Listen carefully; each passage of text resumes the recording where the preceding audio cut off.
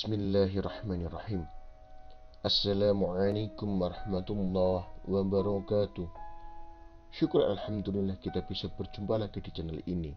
Salawat dan salam selalu dan tetap tercurahkan kepada junjungan kita Nabi besar Muhammad sallallahu alaihi wasallam. Allahumma salli ala sayyidina Muhammad wa ala ali sayyidina Muhammad. Harapan dan doa saya semoga saudaraku semuanya selalu diberikan kesehatan, di lapangan rezekinya, diampuni dosa-dosanya, dan dipanjangkan umurnya. Amin ya rabbal alamin.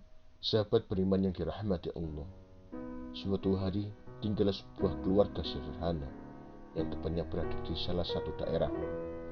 Kisah ini berjalan kurang lebih 4 tahun yang lalu dan dikisahkan langsung oleh seorang anak yang mengalami kejadian ini dengan cara nyata.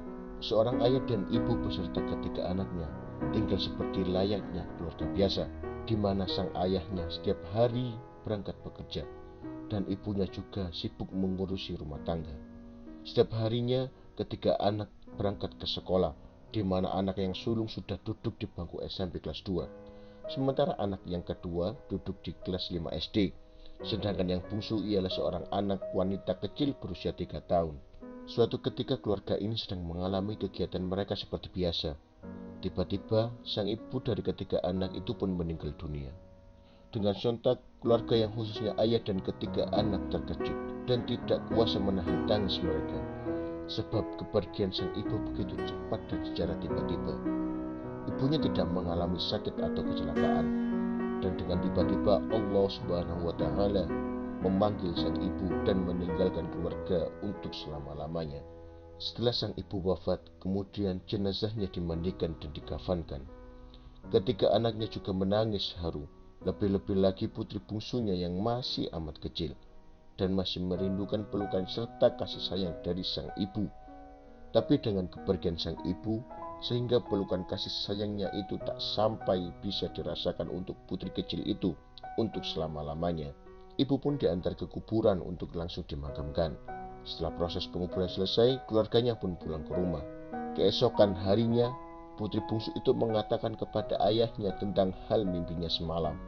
Ia pun menyampaikan pada ayahnya bahwa semalam dia bermimpi berjumpa dengan almarhumah ibunya, dan ibu pun mengatakan, "Tolong keluarkan ibu nak dari kuburan ini." Mendengar putri bungsunya bicara seperti itu, ayah pun mengatakan, "Sudahlah nak, ibu telah tiada, wajar juga engkau masih teringat-ingat." Ungkapan ayahnya kepada putri bungsunya, lalu anak itu pun diam.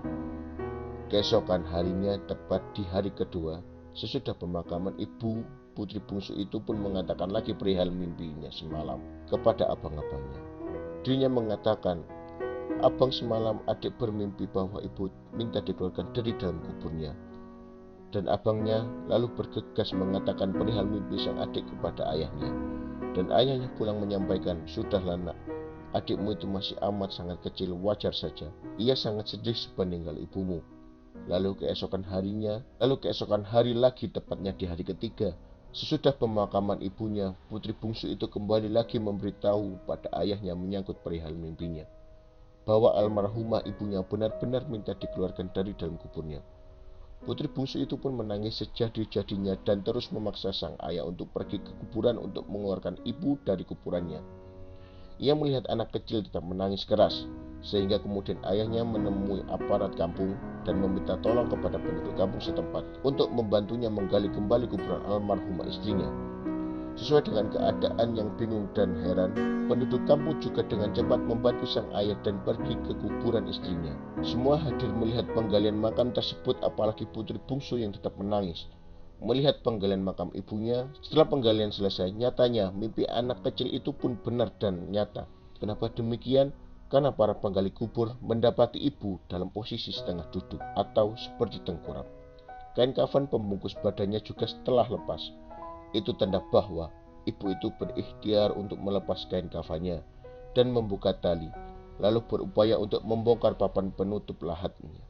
Pada saat itu para penggali kubur pun tiba-tiba menangis karena menyaksikan bahwa ibu itu sebenarnya benar-benar masihlah hidup, tapi karena sudah terkubur selama 3 hari, sehingga dirinya pun meninggal di dalam kuburannya sendiri. Para tetua di kampung pun mengatakan bahwa ibu sebenarnya sudah mati suri. Lalu dirinya tersadar ketika sudah di dalam lahatnya. Seandainya saja kita mempercayai mimpi anak kecil ini, pada hari pertama, kemungkinan nyawa ibu ini masihlah mampu terselamatkan. Sahabat beriman yang dirahmati Allah, pesan moral yang bisa kita ambil dari semua cerita ini bahwa janganlah meremehkan ucapan-ucapan anak kecil, dikarenakan boleh jadi itu ialah pesan yang benar. Wallahu a'lam bishawab. Demikian yang bisa saya bagikan, semoga bermanfaat untuk kita semua. Amin ya rabbal alamin. Assalamualaikum warahmatullahi wabarakatuh.